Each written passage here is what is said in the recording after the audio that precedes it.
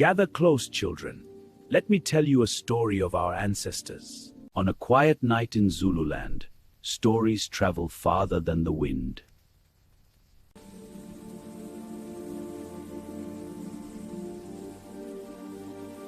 And among the many stories of this land, one name still echoes across the hills. A king whose footsteps once shook the earth. Grandfather, was there truly such a king? Yes, but before he was a king, he was only a boy. Long before cities and maps, Zululand was a land of open skies and endless grass. Families lived in kraals, villages built in circles around their cattle. Life followed the rhythm of the land. Clans defended their honor. War was a contest of pride, not destruction. Then one morning, a child was born. His mother named him Shaka. But the village saw him as a scandal. One day, you will show them who you are. Even his father hesitated to claim him. Shaka grew up among cattle and dust. You're nothing, Shaka! Get in the dirt where you belong! Look at him now! And cruelty. But he remembered every insult. Go back to your cows, weakling! Yeah, you don't belong here! Until one insult too many. And the quiet boy became a storm. The elders gathered to decide the fate of the boy and his mother. Mother and son were cast out of the village. They wandered across the land in search of shelter. Nandi, Shaka, welcome to our village. Welcome, you're here. Thank you. Your kindness is a blessing. Others turned them away. After years of wandering, Shaka arrived in the powerful land of the Mtetwa. Here, warriors trained with discipline unlike anything Shaka had seen. The chief Dingiswayo watched quietly and noticed the determined young. While others fought with pride, Shaka fought with purpose. Dingiswayo realized the young warrior possessed something rare. Traditional warriors threw their spears from a distance. But Shaka imagined a different kind of weapon. A spear designed not to throw but to strike. Fast, direct, deadly. The warriors had never seen anything like it. Then Shaka revealed an even greater idea. The horns of the bull. Encircled the enemy. Leave no escape.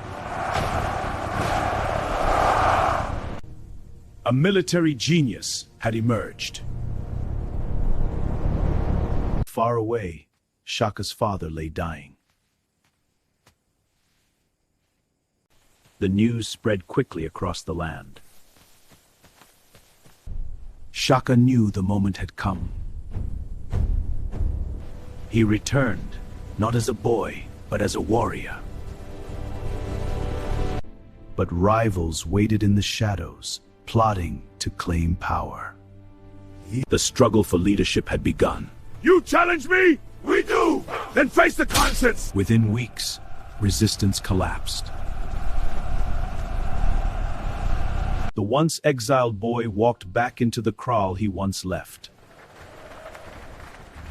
Shaka, receive the spear of your ancestors. Shaka became chief of the Zulu. But Shaka had greater plans. The boy once cast out had returned, now the leader of the Zulu. But Shaka did not dream of ruling a small clan. He dreamed of building a nation. He reorganized the warriors into regiments, each loyal not to clan, but to the king. Soon the Zulu army became unlike anything the region had ever seen. The Zulu armies marched. As Shaka's army approached, every village knew a decision awaited them. Many villages chose peace, bowing before Shaka's powerful warriors. Before battle began, many villages faced Shaka's disciplined warriors. Across the grasslands of Zululand, the warriors of Shaka advanced with discipline and precision. The horns of the bull closed in, trapping enemies with deadly precision. Shaka's warriors advanced swiftly, striking with unstoppable strength and discipline. When the battle ended, silence returned to the grasslands of Zululand.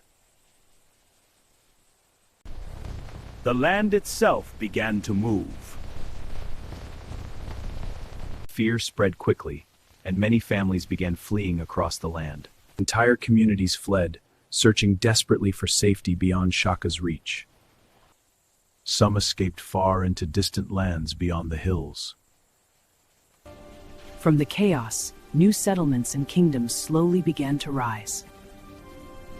From the hills of Zululand, Shaka now watched over a growing kingdom.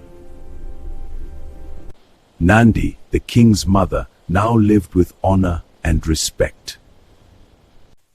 Yet even kings treasure quiet moments beside those they love.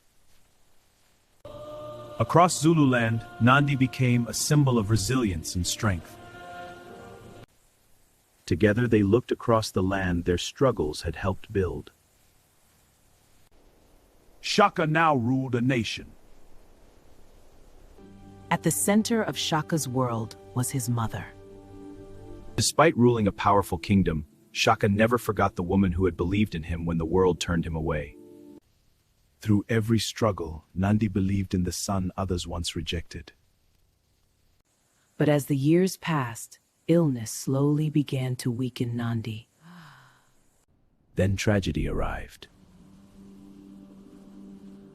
And soon, the kingdom's strongest mother faced her final battle. Nandi was gone. The loss of his mother shook the king more deeply than any battle. Among the warriors, whispers began to spread. The omens are bad. The ancestors are restless. What does it mean for us? And the king who conquered nations was broken. After Nandi's death, grief turned the mighty king into a storm of anger. The warriors who once followed him without question began to fear what he had become. Among those watching most carefully was his half-brother. They had survived by remaining silent, but now the kingdom itself was in danger. Then we must act. The brothers began to plan the unthinkable. Even the king sensed something shifting in the air. On a quiet night in 1828, the fate of the kingdom hung in silence. At dawn, the brothers moved. The Lion of Zululand did not yet know the danger behind him. And then, history reached its turning point. Then came betrayal. The Lion of Zululand was struck down. The Lion of Zululand fell, betrayed within the kingdom he built. But legends do not die easily. And though the king was gone, the legend of Shaka lived on. Across Zululand, the story of Shaka would echo for generations. Shaka was a storm.